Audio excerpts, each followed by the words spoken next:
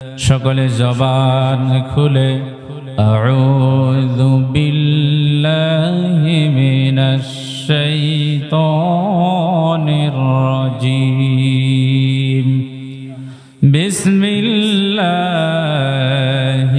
রহমানির রহিম লা ইয়ানালাল্লাহা লুহুমুহা ওয়ালা দিমাউহা ওয়ালাকিন ইয়ানালুহুত তাকওয়া মিনকুম وقال صحاب رسول الله صلى الله عليه وسلم ما هذه الأزاعي قال سنة أبيكم إبراهيم عليه السلام قالوا فما لنا فيها يا رسول الله قال بكل شعرة حسنة قالوا فالصوف يا رسول الله قال بكل شعرة من الصوف حسنة وقال عليه الصلاة والسلام من وجد سعة أن يضحي فلم يضحي فلا يحزر مصلانا أو كما قال عليه الصلاة والسلام وقال تعالى في شأن حبيبه ومحبوبه ومعشوقه إن الله وملائكته يصلون على النبي يا أيها الذين آمنوا صلوا عليه وسلموا تسليما সবাই দরুদ ইব্রাহিম পড়ি اللهم صل على محمد وعلى آل محمد كما صليت على إبراهيم وعلى آل إبراهيم إنك حميد مجيد اللهم بارك على محمد وعلى آل محمد كما باركت على إبراهيم وعلى آل إبراهيم إنك حميد مجيد الحمد لله সমস্ত প্রশংসা মহান আল্লাহ তাআলার দরবারে যে আল্লাহ তাআলা আমাদেরকে একটি বছর পর আবারও ঈদুল আজহার নামাজের উদ্দেশ্যে ঈদগাহে উপস্থিত হওয়ার তৌফিক দান করেছেন সেই মহান আল্লাহ তাআলার দরবারে শুকরিয়া জ্ঞাপন করছি সবাই জবান ছেড়ে দিয়ে উচ্চ আওয়াজে বলি আলহামদুলিল্লাহ লক্ষ্য করি দরুদ ও সালাম বিশ্বনেতা রাহমাতুল লিল আলামিন আকায়ে নামদার তাজদার মদিনা জনাবে মুহাম্মদুর রাসূলুল্লাহ সবাই বলি সাল্লাল্লাহু আলাইহি ওয়াসাল্লাম বিশ্বনবী বলেন যে ব্যক্তি আমার উপরে একবার দরুদ শরীফ পাঠ করে আল্লাহ তাআলা তার উপর 10টি রহমত বর্ষণ করেন তাহলে একবার দরুদ শরীফ পাঠ করলে 10টি রহমত একজন যদি প্রতিদিন 100 বার বিশ্বনবীর উপরে দরুদ সালাম পাঠ করে তাহলে কত হবে 1000 তাহলে বিশ্বনবীর প্রতি দরুদ ও সালাম বেশি বেশি পাঠ করার দরকার আল্লাহ তাআলার ফেরেশতারা নিযুক্ত করা আছে যে যে প্রান্ত থেকে বিশ্বনবীর প্রতি দরুদ ও সালাম পাঠ করে এই ফেরেশতাগুলো বিশ্বনবীর রওজায় দরুদ ও সালাম পৌঁছে দেয়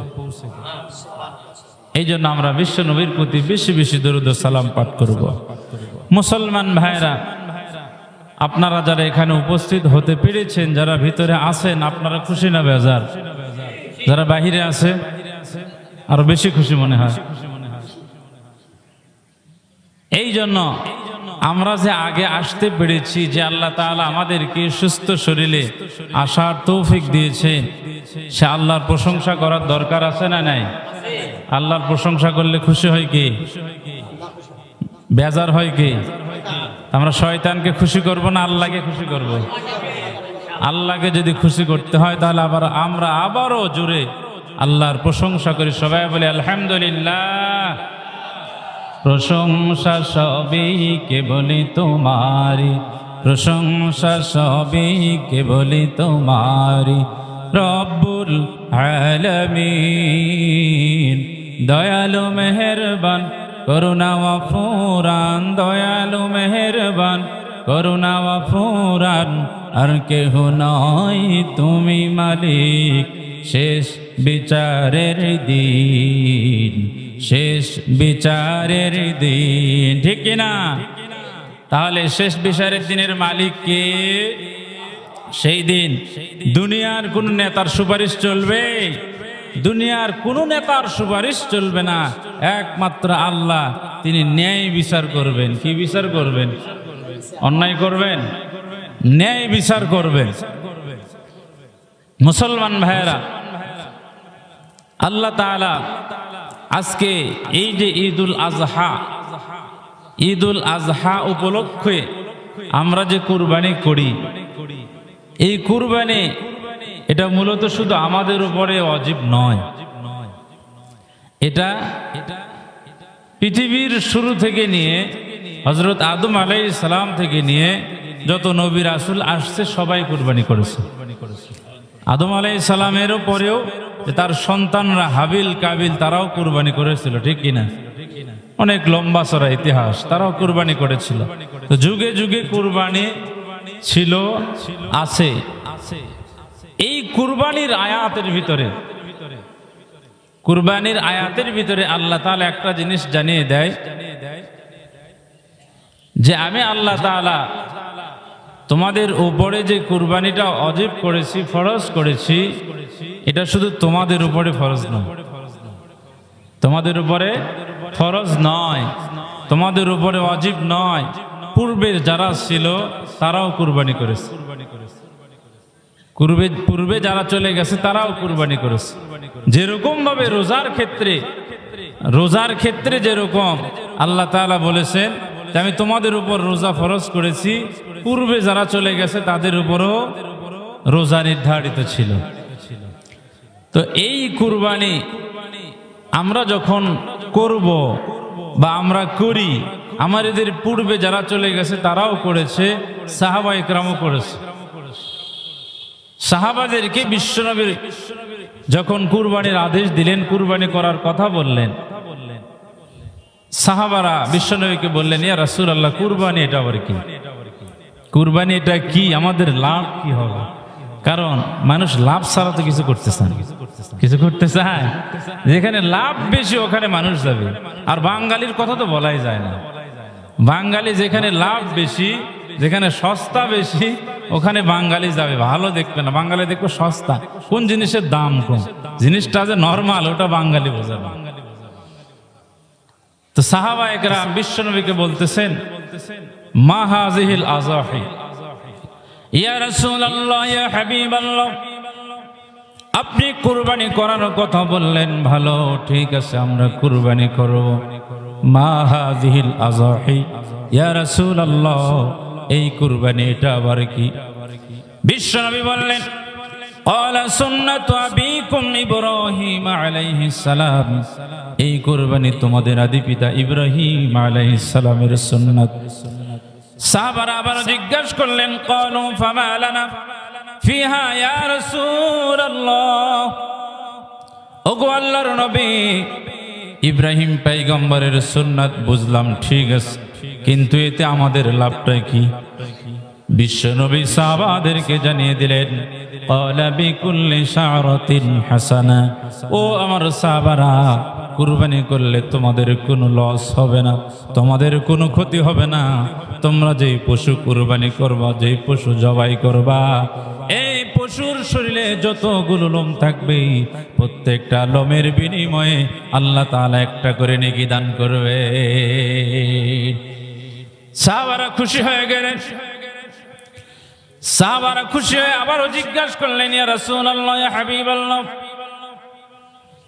দুম্বা ভেড়া এগুলোর পশম তো কম, এগুলো যদি কুরবানি করা হয় তারপরেও কি সওয়াব পাওয়া যাবে?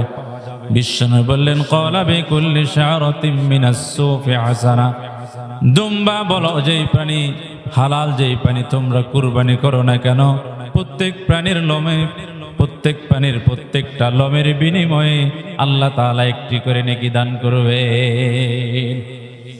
মুসলমান ভাইরা, শুধু তাই নয়, বিশ্ব নবী রাহমাতুল লিল আলামিন বলে, তোমরা মোটা তাজা কুরবানি করো, কারণ তোমাদের কুরবানি ফুলসিরাতের পুল পাড়ি দিতে তোমাদের সহযোগী হবে। এই জন্য আল্লাহ রাব্বুল আলামিন আমাদের জন্য যে কুরবানিটা নির্ধারিত করে দিলেন, আমরা যেই কুরবানি করি, বিশ্বনবী সাহাবাদেরকে যে কথাটা জানিয়ে দিলেন, এটা তোমাদের আদি পিতা ইব্রাহিম আলাইহিস সালামের সুন্নাত। ইব্রাহিম আলাইহিস সালাম করেছে, আমরাও করি। তো ইব্রাহিম আলাইহিস সালাম যখন কুরবানি করেছেন, মুসলমান বলেন তো, ইব্রাহিম আলাইহিস সালাম প্রথমে কি পশু কুরবানি করলেন না সন্তান দিয়ে শুরু? ইব্রাহিম পয়গম্বর, আল্লাহ তাআলা ইব্রাহিম পয়গম্বরকে স্বপ্নের মাধ্যমে যখন দেখালেন, ও পয়গম্বর, আপনি আপনার প্রিয় জিনিস কুরবানি করেন। ইব্রাহিম পয়গম্বর প্রথমে পশু কুরবানি করেছিলেন, উট কুরবানি করেছিলেন, কিন্তু আল্লাহ তাআলা কবুল করলেন না। আল্লাহ তাআলা বারবার ইব্রাহিম পয়গম্বরকে জানিয়ে দেয়, ও পয়গম্বর, আপনি আপনার পছন্দের জিনিস, প্রিয় জিনিসটা কুরবানি করেন। ইব্রাহিম পয়গম্বর চিন্তায় পড়ে গেলেন, তার কাছে তার প্রিয় জিনিস কি, পছন্দের জিনিস কি? ইব্রাহিম পয়গম্বর চিন্তা করতে করতে ইব্রাহিম পয়গম্বর বুঝতে পারলেন, তার কাছে তার প্রিয় জিনিস, পছন্দের জিনিস হলো তার সন্তান। কেমনে প্রিয় হলো? মুসলমান ভাইরা, আমরা যারা বাবা আছে, আমাদের সন্তান আছে, এখানে এমনও বাবা থাকতে পারে যার কোনো সন্তান নেই, এমনও বাবা আছে যার কোনো সন্তান নাই। ওই বাবাকে জিজ্ঞাসা করবে, একটা সন্তানের জন্য কত আফসোস করছে, একটা সন্তানের জন্য কত ইবাদত করছে, একটা সন্তানের জন্য কত চিকিৎসা করছে, একটা সন্তান পাচ্ছে না। তাহলে বোঝা যায় সন্তান দেওয়ার মালিক কোনো মানুষ নয়, সন্তান দেওয়ার মালিক আমার আল্লাহ। আল্লাহ কাউকে অনেক সন্তান দিয়েছে, আবারও কারো ঘরে সন্তান নাই, নিঃসন্তান। এবার যে ব্যক্তির সন্তান নাই, এই ব্যক্তি আল্লাহর কাছে কান্নাকাটিও করে, চিকিৎসাও করে। চিকিৎসা করতে করতে, আল্লাহর কাছে কান্নাকাটি করতে করতে, এই ব্যক্তির যদি 50তম বছরে একটা সন্তান আল্লাহ তাআলা তাকে দান করে, ওই সন্তানের ভালোবাসা ওই ব্যক্তির কাছে সবচাইতে বেশি হবে, সবচাইতে বেশি হবে।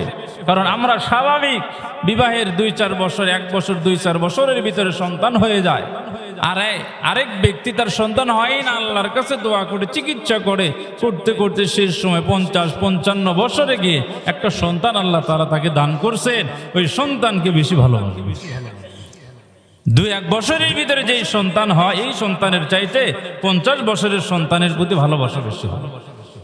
তো ইব্রাহিম আলাইহিস সালাম আল্লাহর কাছে কান্নাকাটি করে, কোনো সন্তান নাই, সন্তান নাই না, ইব্রাহিম পয়গম্বরের কোনো সন্তান নাই। দোয়া করতে করতে 86তম বছরে আল্লাহ তাআলা দোয়া কবুল করলেন। দোয়া কবুল করে আল্লাহ রাব্বুল আলামিন ইব্রাহিম পয়গম্বরকে একটা সন্তানের সুসংবাদ দিলেন। সুসংবাদ দিলেন সন্তানের। ইব্রাহিম পয়গম্বরকে আল্লাহ তাআলা সন্তান দান করলেন।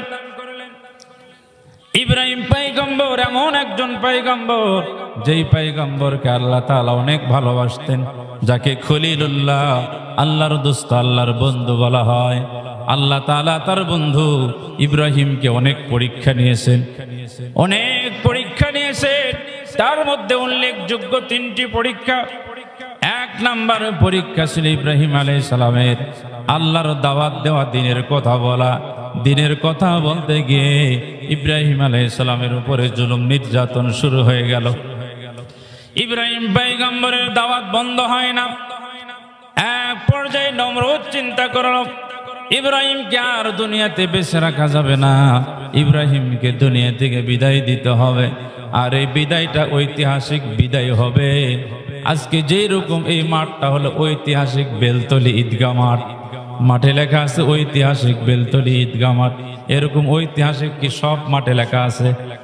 সব মাঠে লেখা নাই। ইব্রাহিম পয়গম্বরকে দুনিয়া থেকে বিদায় দিবে, সাধারণ মৃত্যু দিতে পারত, কিন্তু নমরুদ বলছে না না, ইব্রাহিম পয়গম্বরকে সাধারণ মৃত্যু দেওয়া যাবে না, ইব্রাহিম পয়গম্বরকে ঐতিহাসিক মৃত্যু দিতে হবে। ঐতিহাসিক মৃত্যু দেওয়ার জন্য নমরুদ আগুন জ্বালালো, গর্ত খনন করে দীর্ঘদিন যাবত আগুন জ্বালালো। আগুন জ্বালানোর পর ইব্রাহিম পয়গম্বরকে আগুনের ভিতরে নিক্ষেপ করা হবে। ইব্রাহিম পয়গম্বরকে বারবার বলছে ঈমান ছাড়ো, না হয় ওই যে দেখো আগুন জ্বলতেছে, আগুনের ভিতরে নিক্ষেপ করা হবে। ইব্রাহিম পয়গম্বর বলে না না, ওই আগুনের ভিতরে আমি ঝাঁপ দেব, তারপরেও আমি আমার ঈমান ছাড়ব না। কেমন আল্লাহর প্রতি বিশ্বাস, আল্লাহর প্রতি ভালোবাসা, ঈমানের শক্তি কত! সেই ইব্রাহিম পয়গম্বরকে আগুনের ভিতরে নিক্ষেপ করা হবে। ফেরেশতারা আল্লাহ তাআলাকে বলছেন, আল্লাহ ওই যে আপনার পয়গম্বরের জন্য আগুন প্রস্তুত করা হয়েছে, আপনার পয়গম্বরকে আগুনের ভিতরে নিক্ষেপ করা হবে। ও আল্লাহ, বড় দুঃখের বিষয় আর আফসোসের বিষয় হলো আপনার পয়গম্বর মানুষ হত্যা করে নাই, জিনা ব্যভিচারী করে নাই। আপনার পয়গম্বর তো যুদ্ধ অপরাধী ছিল না। আপনার পয়গম্বর একমাত্র আপনার দ্বীনের দাওয়াত দিয়েছে। আপনার পয়গম্বর একমাত্র আপনার কথা বলেছে। আপনার কথা বলার কারণে আপনার পয়গম্বরকে আগুনের ভিতরে নিক্ষেপ করা হচ্ছে। ও মুসলমান, যুগে যুগে দেখবেন কিছু কিছু লোক আছে, কিছু কিছু ওলামা একরাম আছে, যারা কোনো যুদ্ধ অপরাধী নয়, যারা ইসলাম বিদ্বেষী নয়, যারা মানুষ হত্যা করে নাই, জিনা ব্যভিচার কিছু করে নাই, তারপরেও তাদের উপরে জুলুম নির্যাতন হয়। আর এই জুলুম নির্যাতন এটা একমাত্র কোরআনের সঠিক কথা বলার কারণে হয়। মুসলমান ভাইরা, ইব্রাহিম পয়গম্বরকে আগুনের ভিতরে নিক্ষেপ করা হচ্ছে। ফেরেশতারা আল্লাহ তাআলাকে যখন এই কথাটা জানিয়ে দিলে, আল্লাহ রাব্বুল আলামিন ফেরেশতাদেরকে বললেন, ও আমার ফেরেশতারা, যাও যাও, তোমরা আমার ইব্রাহিম পয়গম্বরের কাছে যাও, আমার পয়গম্বরের কাছে গিয়ে বলো তার সাহায্যের দরকার আছে নাকি। ফেরেশতারা ইব্রাহিম পয়গম্বরের কাছে উপস্থিত হয়ে বলছে, ও পয়গম্বর, আপনাকে তো আগুনের ভিতরে নিক্ষেপ করা হবে, আপনার কোনো সাহায্যের দরকার আছে নাকি আমাদেরকে একটু বলে। জিবরিল আমিন বলেন, আমার ডানার বাতাসে আমি আগুন নিভে দেব, আপনি একটু অনুমতি দেন। ইব্রাহিম পয়গম্বর জিবরিল আমিনকে ডাক দিয়ে বলে, জিবরাইল, আমি তোমার কাছে সাহায্য চাই না। ও জিবরাইল, যে আল্লাহ আমাকে সৃষ্টি করেছে, যে আল্লাহ আমাকে নবুয়ত দান করেছে, আমি সেই নবুয়তের প্রচার করি, আল্লাহর প্রচার করি, এক আল্লাহর দাওয়াত দেই। আর এক আল্লাহর দাওয়াত দেওয়ার কারণে নমরুদের একটা অগ্নিকুণ্ডে নয়, 1000 অগ্নিকুণ্ডের ভিতরে আমি ঝাঁপ দিতে রাজি। আল্লাহু আকবার। এক অগ্নিকুণ্ড নয়, 1000 অগ্নিকুণ্ডের ভিতরে ঝাঁপ দিতে রাজি। ও ফেরেশতা, তোমাদের সাহায্যের কোনো দরকার নেই। ফেরেশতারা আল্লাহর কাছে চলে গেলেন। আল্লাহর কাছে গিয়ে বলছে, আল্লাহ, আপনার পয়গম্বর তো সাহায্য চাই না। আল্লাহ, ও আল্লাহ, আপনার পয়গম্বর কি তাহলে আগুনের ভিতরে পুড়ে মারা যাবে? আল্লাহ তাআলা ফেরেশতাদেরকে বলছেন, ও ফেরেশতারা, তোমরা একটু চেয়ে চেয়ে দেখো আমি আল্লাহ কি করতে পারি। ইব্রাহিম পয়গম্বরকে আগুনের ভিতরে নিক্ষেপ করা হলো। আল্লাহ রাব্বুল আলামিন আগুনকে আদেশ করলেন, কুলনা ইয়া নারু কুনি বারদাও ওয়া সালামান আলা ইব্রাহিম। আল্লাহু আকবার। ইব্রাহিম পয়গম্বরকে যে আগুনের ভিতরে নিক্ষেপ করা হলো, ওই আগুনকে আল্লাহ আদেশ করলেন, আগুন, তুমি আমার পয়গম্বরের জন্য শান্তিদায়ক বিছানা হয়ে যাও।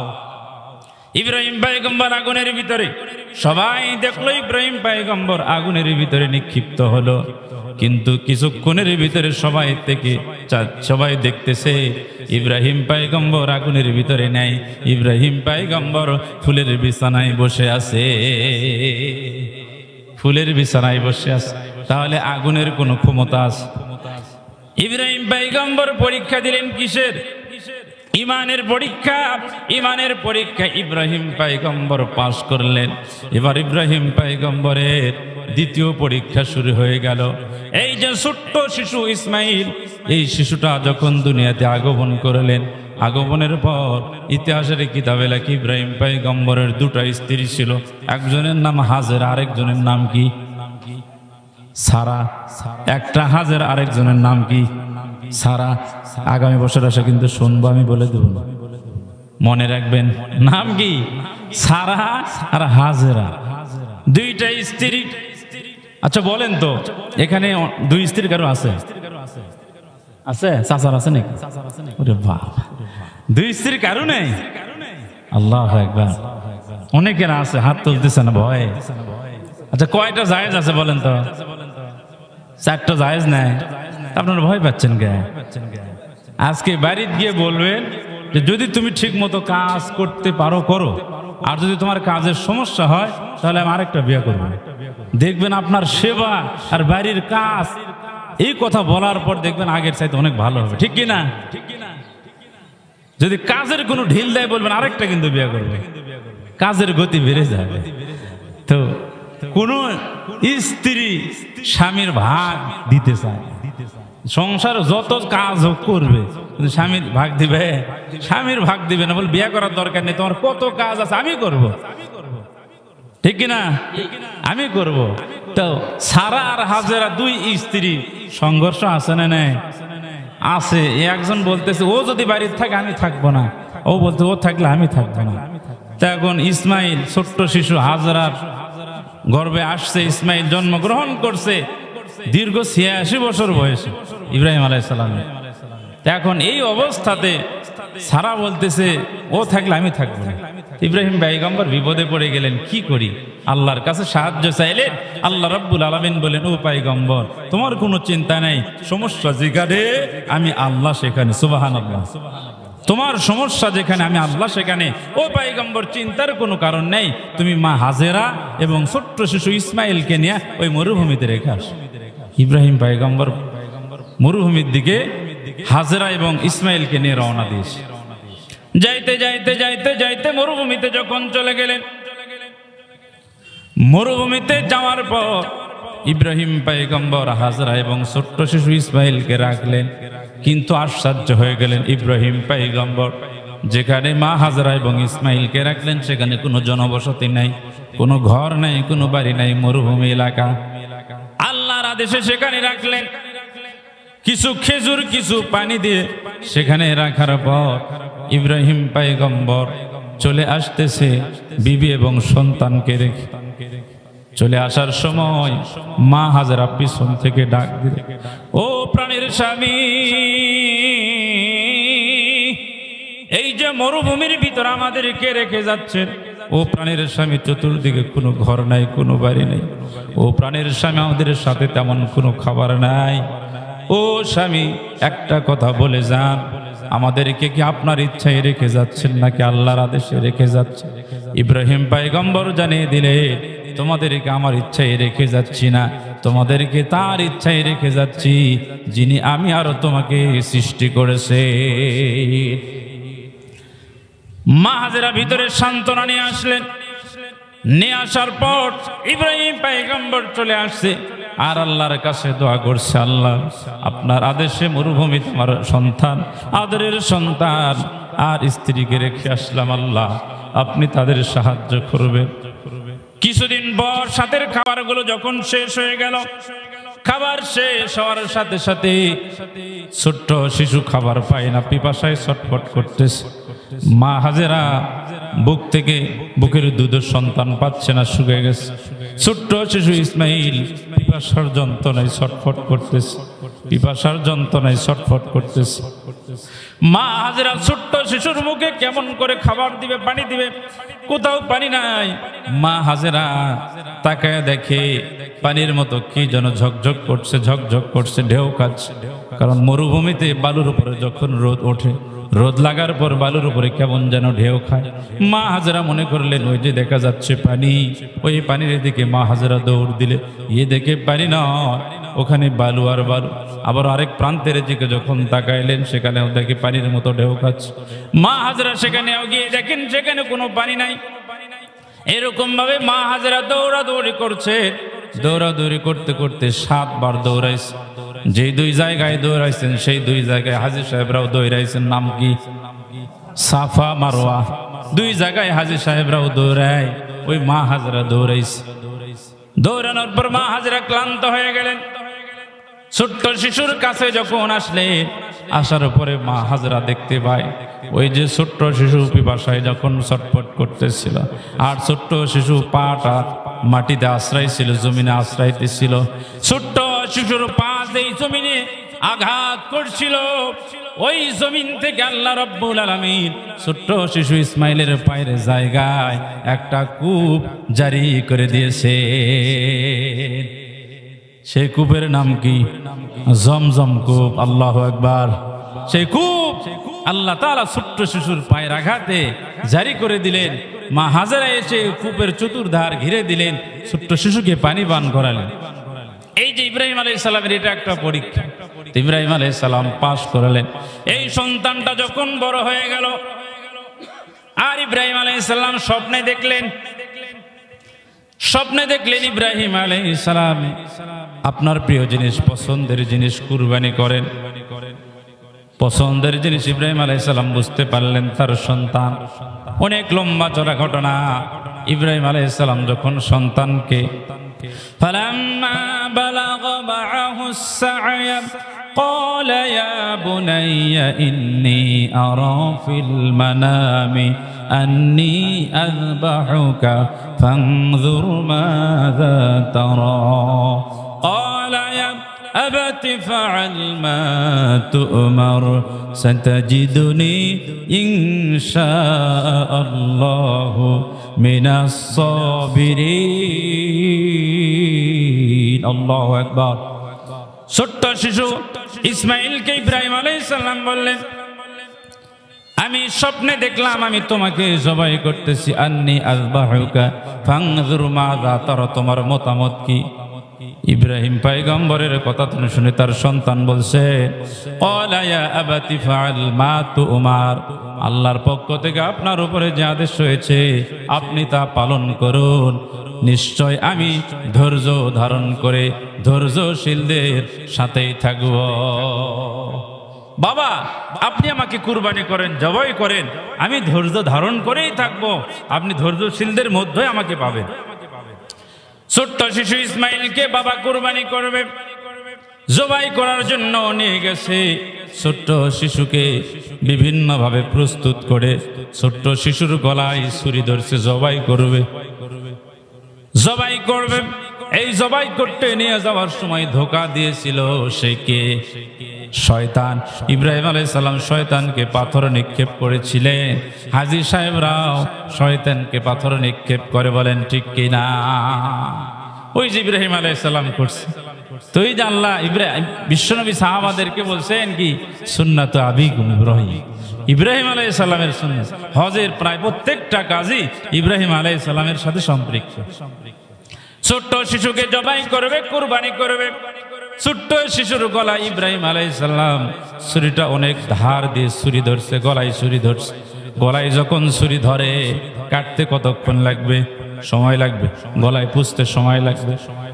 আসমানে ফেরেশতারা আল্লাহ রাব্বুল আলামিনের কাছে বসে বলছে, আল্লাহ এই যে ছোট্ট শিশুটাকে কুরবানি করা হচ্ছে, আল্লাহ এটা আপনার কেমন বিচার? এটা তো কোনো ন্যায়সঙ্গত বিচার হলো না। আল্লাহ এটা কি অন্যায় হয়ে গেল নাকি? এটা কি জুলুম হয়ে গেল নাকি? কারণ ন্যায় বিচার সন্তানকে হত্যায় করা, এটা যুক্তির দিক দিয়ে ন্যায় বিচার কিনা? ন্যায় বিচার না। যুক্তি দিয়ে দেখতে গেলে সন্তানকে বাবা জবাই করবে, এটা অন্যায়। অন্যায়। আর যেখানে অন্যায় আছে সেখানে অশান্তি আছে, বলেন ঠিক কিনা? অন্যায় যেখানে অশান্তি সেখানে, আর ন্যায় যেখানে শান্তি সেখানে। আজকে সমাজে ন্যায় বিচার না থাকার কারণে সমাজে অশান্তি বেশি, বলেন ঠিক কিনা? অনেকে ঠিক বলতেছে না ভয়ে, ঠিক বললে মনে হয় পুলিশ দাঁড়িয়ে আছে, ধরে নেবে। সমাজে ন্যায় বিচার আছে, রাষ্ট্রে ন্যায় বিচার, ভয় পাচ্ছেন না? মন থেকে বলেন।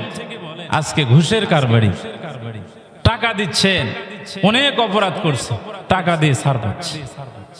অনেক অপরাধ, বড় অপরাধ, টাকা দিয়ে বাঁচতেছে। আবার কারো অপরাধ নাই, অপরাধ নেই, তারপর নির্যাতন হচ্ছে, টাকা নেই, নির্যাতন হচ্ছে, ঠিক কিনা? এই জন্য মুসলমান ন্যায় বিচারে যেখানে শান্তি সেখানে হযরতে মুসা আলাইহিস সালাম আল্লাহ তাআলাকে বলছেন, আল্লাহ আমি একটু ন্যায় বিচার দেখতে চাই, আমি একটু ন্যায় বিচার দেখতে চাই। আল্লাহ রাব্বুল আলামিন বললেন, মুসা রে, অমুক এলাকায় একটা পুকুর আছে, বড় পুকুর, ওই পুকুর পাড়ে গিয়ে তুমি বসে থাকো, তাহলে তুমি ন্যায় বিচার দেখতে পাবা। মুসা আলাইহিস সালাম ওই এলাকায় গিয়ে বড় একটা পুকুর বসে আছে। কিছুক্ষণের ভিতরে দেখলেন একজন ব্যক্তি ঘোড়ায় চড়ে পুকুর পাড়ে আসলেও, আসার পরে ঘোড়া থেকে নামলো, নামার পরে সাথে একটা টাকার ব্যাগ ছিল, ব্যাগটা উপরে রাখছে, রাখার পরে পুকুর থেকে গোসল করে ঘোড়া নিয়ে চলে গেছে, কিন্তু ব্যাগ নিয়ে যাওয়ার কথা স্মরণ নাই। কিছুক্ষণের ভিতরে একজন ব্যক্তি আসছে, এসে দেখে ব্যাগ খুলে দেখে টাকা। ওই ব্যক্তি মনে করতেছে, আমি যদি গোসল করি তাহলে তো টাকা অনেক অন্য কেউ এসে নিয়ে যাবে, গোসলের কোনো দরকার নেই। ওই ব্যক্তি টাকা নিয়ে চলে গেছে। কিছুক্ষণের ভিতরে আরেকজন ব্যক্তি আসছে, আরেকজন ব্যক্তি এসে পুকুরে গোসল করতেছে। এমত অবস্থায় ওই যে ব্যক্তি টাকাওয়ালা ঘোড়া নিয়ে গিয়েছে, ওই ব্যক্তির স্মরণ হয়েছে, আমি তো পুকুর পাড়ে টাকা রেখে আসছি। ওই ব্যক্তি পুকুর পাড়ে এসে দেখে একজন ব্যক্তি গোসল করছে। তাকে বলছে, আমার টাকা তুমি নিয়েছো? বলছে, না না, আমি আপনার টাকা নেই নাই, এখানে তুমি ছাড়া আর কেউ নাই, আমার টাকা তুমি ছাড়া কেউ নাও নাই। এই কথা বলে ভিতরে থেকে ছুরি বাহির করে তাকে মেরে দিয়েছে। সাথে সাথে সেই ব্যক্তিটা দুনিয়া থেকে বিদায় নিয়েছে। এবার বলেন তো, বিচার ন্যায় হলো না অন্যায়? এই ঘটনার পরে মুসা আলাইহিস সালাম আল্লাহ তাআলাকে বলছেন, আল্লাহ আমি তো ন্যায় বিচার দেখতে চেয়েছি, এটা তো অন্যায় হয়ে গেল, এটা তো ন্যায় বিচার হলো না, এটা তো অন্যায় হলো। আল্লাহ রাব্বুল আলামিন মুসা আলাইহিস সালামকে বলছে, মুসা রে, এটাই ন্যায় বিচার হয়েছে। মুসা বলে, আল্লাহ কেমনে ন্যায় বিচার হলো? আল্লাহ রাব্বুল আলামিন মুসা আলাইহিস সালামকে বলছেন, ও মুসা, যেই ব্যক্তি ঘোড়া নিয়ে আসলো, যেই ব্যক্তির টাকাটা চলে গেল, যেই ব্যক্তি টাকা নিয়ে চলে গেছে, ওই ঘোড়াওয়ালার বাবা ওই ব্যক্তির থেকে টাকা, ওই ব্যক্তির কাছ থেকে টাকা নিয়েছিল, কর্জ নিয়েছিল, কিন্তু তার ক্ষমতা থাকার কারণে সে পরিশোধ করে নাই, টাকা দেয় নাই, যার কারণে ওই ঘোড়াওয়ালার হাত দিয়ে তার ওই টাকাটা উদ্ধার করিয়েছি। আর দ্বিতীয় যেই ব্যক্তিকে হত্যা করা হলো, ঘোড়াওয়ালা ব্যক্তি একজনকে হত্যা করলো, এই ব্যক্তিকে অন্যায়ভাবে হত্যা করা হলো না, এই ব্যক্তি ঘোড়াওয়ালার বাবাকে হত্যা করেছিল। তাহলে বিচার কি ন্যায় হচ্ছে?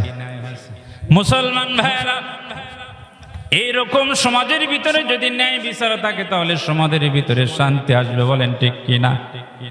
এই জন্য মুসলমান, আল্লাহ রাব্বুল আলামিন ইব্রাহিম পয়গম্বরকে আদেশ দিয়ে ন্যায় করছেন কিনা অন্যায় করেছেন? যুক্তির দিক দিয়ে দেখতে হবে অন্যায়, কিন্তু আল্লাহ রাব্বুল আলামিন অন্যায় করলেন না ন্যায় করলেন সেটা সামনে বোঝা যায়। ইসমাইলের গলায় যখন ছুরিটা নিয়ে যাওয়া হলো, ফেরেশতারা আল্লাহকে বলছেন, আল্লাহ এটা তো ন্যায় হচ্ছে না, এটা মনে হয় অন্যায় হচ্ছে। আল্লাহ রাব্বুল আলামিন ফেরেশতাদেরকে বলছে, ও ফেরেশতারা, তোমরা একটু অপেক্ষা করো, দেখো আমি আল্লাহ কি বলি। যখন ইব্রাহিম পয়গম্বর ছুরি নিয়ে যাচ্ছে, আল্লাহ রাব্বুল আলামিন জিবরিল আমিনকে ডাক দিয়ে বলে, ও জিবরাইল, যাও যাও জান্নাতের ভিতরে চলে যাও, জান্নাতের ভিতরে গিয়ে একটা লোহার টুকরা নাও, ওই লোহার টুকরা নিয়ে ইসমাইলের গলায় ধরো, যাতে করে ইসমাইলের গলা না কাটে। আল্লাহু আকবার। ইসমাইলের গলা যেন না কাটে। জিবরিল আমিন আসে, আসমানে জান্নাতে যাবে, জমিনে আসবে, লোহার টুকরা ধরবে, এতক্ষণে কি গলা থাকবে? থাকবে না। জিবরিল আমিন বলেন, আমি আমার 600 ডানা ছেড়ে দিয়ে এত দ্রুত চলতে লাগলাম, জান্নাতে গেলাম, লোহার টুকরা নিলাম, জমিনে আসলাম, ইসমাইলের গলায় ধরলাম। ইসমাইলের গলায় ধরে যখন উপরের দিকে তাকাইছি, তাকায়া দেখি এখনো ইব্রাহিম পয়গম্বরের ছুরি ইসমাইলের গলায় পৌঁছে নাই। এত দ্রুত আমি চলতে লাগলাম।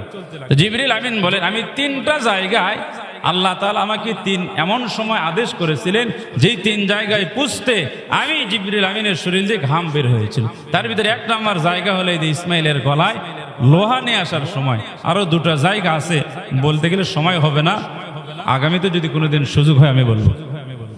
তো ইব্রাহিম আলাইহিস সালাম ইসমাইলের প্রতি যে আদেশ করলেন, এটা যখন বোঝা গেল, জিবরিল আমিন গলায় লোহার টুকরা ধরলেন। ইব্রাহিম পয়গম্বরের শরীরের আঘাতে গলা কাটল না। ইব্রাহিম আলাইহিস সালামকে আল্লাহ তাআলা কুরবানির জন্য একটা দুম্বা নিয়ে এসে দিলেন। সেই দুম্বা ইব্রাহিম আলাইহিস সালাম জবাই করলেন। এবার বলেন তো ইব্রাহিম আলাইহিস সালাম পরীক্ষায় পাস না ফেল? পরীক্ষায় পাস করলেন। তাহলে মুসলমান বোঝা গেল পরীক্ষা যদি দিতে হয় তাহলে কখনো আল্লাহ তাআলা সন্তানদের মাধ্যমে আল্লাহ তাআলা পরীক্ষা করায়, আবারও কখনো আল্লাহ তাআলা সম্পদের মাধ্যমে পরীক্ষা করায়, আবারও কখনো আল্লাহ তাআলা সম্পদ ক্ষতির মাধ্যমে পরীক্ষা করায়।